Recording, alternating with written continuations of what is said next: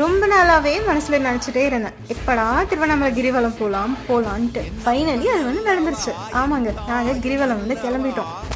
Childhood எல்லாம் பார்த்தீங்கன்னா திருவண்ணாமலையில தான் வந்து இருந்தோம். அதுக்கப்புறம் நாங்கள் மதுரை போயிட்டோம். ஆனால் அதுக்கப்புறம் இப்போ ரீசெண்டாக பார்த்தீங்கன்னா கிரிவலத்தை ரொம்ப ஹைப் ஏற்றி விட்டுட்டாங்களா. ஸோ அதனால திரும்ப அங்கே போகணும் அப்படின்ற மாதிரி ஒரு ஃபீல் வந்து இருந்தது. ஒரு 5th படிக்கும் போது இங்கே திருவண்ணாமலையிலேருந்து நான் வந்து கிளம்பிட்டேன்.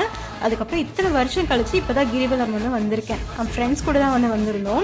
ரொம்ப ஜாலியாக இருந்தது அண்ட் ரொம்ப பக்தியோடு தான் வந்து நடந்து போயிட்டு இருந்தோம். ரொம்ப நாள் ஆச்சா அவ்வளோ தூரம் நடந்து. ஒரு புது எக்ஸ்பீரியன்ஸாக இருந்தது. திருவண்ணாமலையில் சிவன் அதிகமாக இருக்கிறத விட இவர் தாங்க அதிகமாக இருக்காரு. யாருன்னு தானே கேட்குறீங்க? நம்ம நித்யானந்தா தான். அவருக்கு இருக்க மாடமோ அவருக்கு இருக்க ஸ்டாச்சு தான் அங்கே நிறையா இருக்க மாதிரி இருந்தது.